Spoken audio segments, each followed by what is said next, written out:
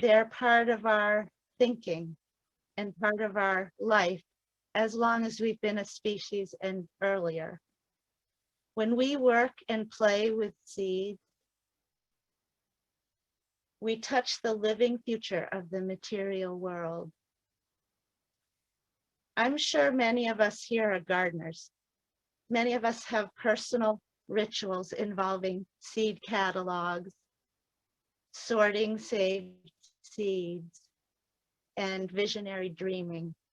The seeds connect us to the other side of the year, the autumn equinox, when these seeds were harvested, and to the other side of the year going forward, when they themselves will bear fruit and form seeds. Ancient agricultural and foraging traditions have lots of seed rituals. And if you've inherited any, they are treasures. Some of the traditions and practices that have preserved their seed rituals are what we call open, which means they can be shared and they are for the benefit of all beings.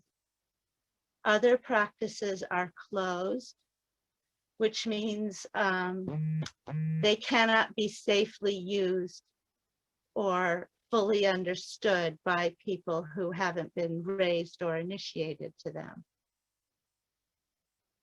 Traditions were made by others in the past. Each generation retells the old story while adding something of themselves. This happens on a genetic level as each completely unique individual remains true to their species type. It happens on an individual level as we decide what to keep secret and what to pass along and teach. And it happens on a cultural level as we make societal decisions about how to answer questions like, what does it mean to be human right now?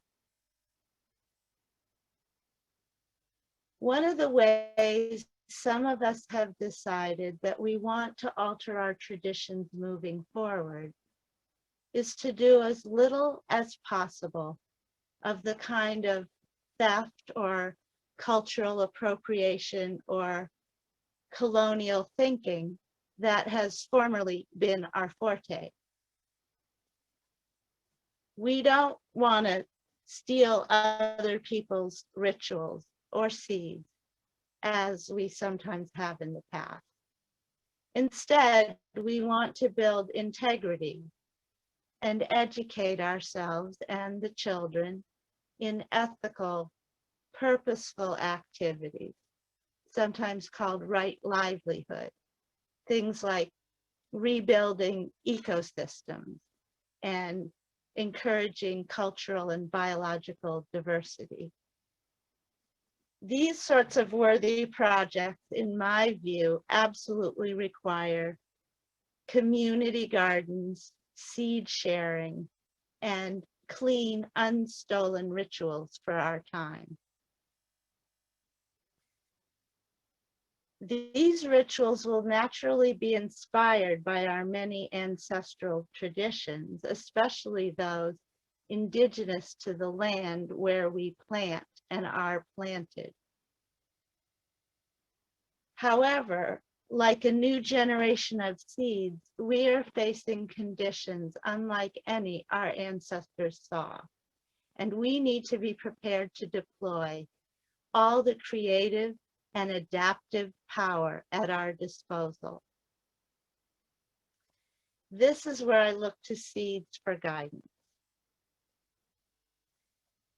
A number of traditional cultures have practices which involve exposing seeds to saliva, either by spitting in a bowl of water in which the seeds are soaked, or by holding them in the mouth right before planting. Many pass the seeds through smoke, and many sing to the seeds. The effectiveness of these three elements, spit, smoke, and song, has been confirmed by both scientific research and cultural comparisons. Although there's not much funding for investigating techniques like these that can't be patented. And sometimes, from an imaginal point of view, science can seem rather limited and dense. One study I read said that treating seeds with the smoke of burning weeds worked as well as vile, bee-killing neonic pesticides to keep seeds from rotting in the soil. That's pretty exciting. The researchers didn't think it was necessary to take note of what kind of weeds were burned, or whether any singing or radio playing went on, or how they themselves felt being human and holding handfuls of those seeds at this stage in history. The attempt to remove ourselves from the equation and for responsibility for the results is becoming less and less tenable in science, thank goodness, but it is still influential. To counteract it, we need for the scientists and the artists and the poets and the storytellers to work together. Science and media are our culture's magic. And the collaboration, in my considered opinion, is the best source for new, modern seed rituals for our time. So today I invite you to bring both sides of your brain, your visionary side and your analytical side, to this task of finding new expressions of our humanity as we co-evolve with the plants. Let's set the stage by intuitively considering an ordinary plant and its courageous use of seediness. At each juncture, we see an example of the fearless renunciation of present individual wholeness, safety, and comfort in favor of feeding and providing for the seeds and needs of the future. Imagine a seed waiting buried in the dark, pressure building within, its formerly invincible, hard-shelled husk beginning to soften, weaken, and split, vulnerable, its fate unknown. Visualize a sprout determined to grow and bloom and form the next generation of seeds, creating itself from nothing according to an ancestral plan, equally eager in good years and bad. Picture a plant that has died away, rotted, composting back into the soil, its diaspora of seeds reaching out far beyond the decaying center.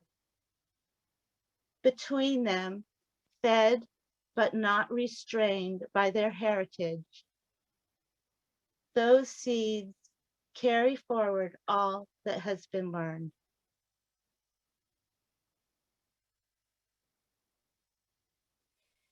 And for our scientifically experimental side,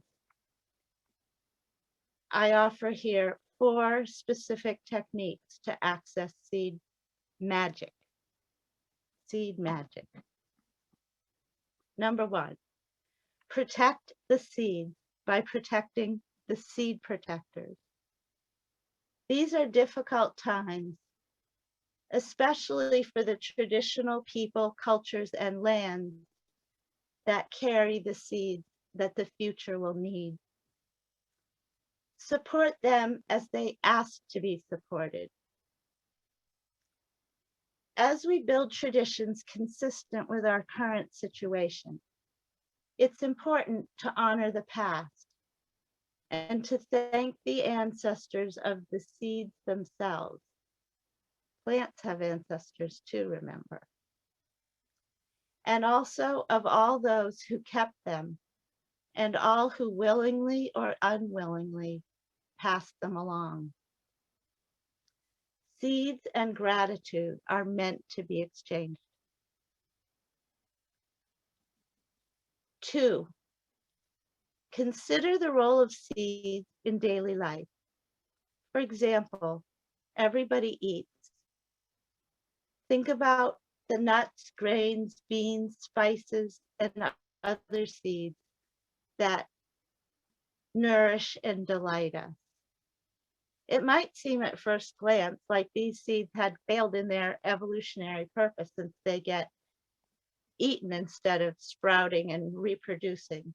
But seeds have long used the digestive systems of birds, animals, and insects as a means to disperse themselves, causing what we love and what we eat to grow around us. Possibly the first form of agriculture. Technique number 3, the next form of agriculture, garden. Seeds don't get saved by sitting in a jar. They need the chance to grow and try, seed and die, repeat the old pattern to a new beat, the chance to evolve. It only takes 5 years of seed selection to breed a distinct new variety of most vegetables, one that is exactly suited to your garden's care and climate. Because people and plants have been sharing gardens forever, the number of activities and energies available to us there is quite comprehensive. For example, in our farm's smallest community garden, layered territories include plants and people, pests and pollinators, past and future. Besides producing food and providing education, there are art installations, an indigenous seed rematriation plot under the direction of Julie Vanderhoop, a dye garden, a bean house for the children, a wind telephone to talk to the dead, salad greens for the families of cancer patients, and of course, flowers for the hummingbirds. If you were to come by the garden during this season, there would be room for you too. And 4th, when people play with seeds, we may experience all kinds of magic. Creative exploration, the shifting of patterns, divination, personal transformation, and healing. There's a method for inviting seeds to play with us that I learned from a neurologist, Dr. Rocio Alarcon, at an herb conference. It's a very old tradition in her family of Ecuadorian curanderos, and she had to check with her elders to see whether it was open or closed and whether she could share it. They said it was open and a great practice to share, especially with children, because it's effective and powerful even when not well understood, and it's not likely to be dangerous even in the hands of amateurs. Here's how it's done. Find a nice piece of cloth like a bandana. Get some seeds. Diversity is good, but not essential. Seeds you collect or grow are nice, but beans, lentils, rice, and so on from the supermarket are fine. Keep a handful or two of them rolled up in the cloth. And when you feel like it, spread out the cloth and arrange the seeds on it. Alternatively, pour them out into a tray on the kitchen table and rearrange them over the course of several days or weeks while you consider what's on your mind. There are no rules. Sort and order them, stir and disperse them, form old patterns into new as you see fit. When you've had enough, thank the seeds and roll them back up in the cloth again. This practice sounds easy and simple because it is, and I enthusiastically suggest that you give it a try. It is not at all unusual for brilliant ideas and solutions to long-standing difficulties to magically appear while a person is absent-mindedly handling seeds. And finally, a few last thoughts. We have co-evolved with plants for our entire existence. They're older than us animals, so as long as we've been around, they've been there. So much so that when they breathe out, we breathe in. Whenever I am tasked with finding balance anywhere, such as when breathing, or at equinoxes, when synchronizing mind and body, or when making choices between maintaining the old ways and creating something new, I look to my plant teachers, especially in their seed form.